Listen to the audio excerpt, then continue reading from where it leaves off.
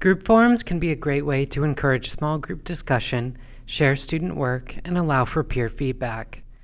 Before you get started creating group forums, be sure you've watched the Creating Groups video and have your groups and groupings set up. Once you've taken care of that, we can get started. Turn editing on, click Add an Activity or Resource, then choose Forum.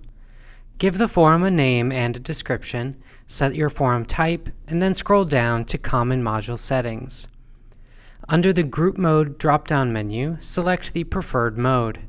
Separate Groups allows students to work together with those in their group, but they are unable to see what other groups are doing.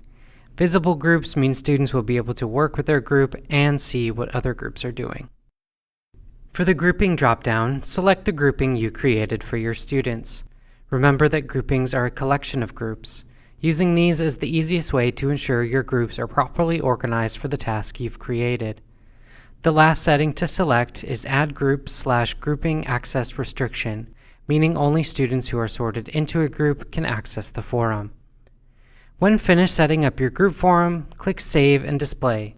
You'll be able to use this drop-down here to sort through each group's post or leave it to see all groups at once. If you need more assistance with group forums, please reach out to the Office of Online and Distance Learning. Thanks for watching.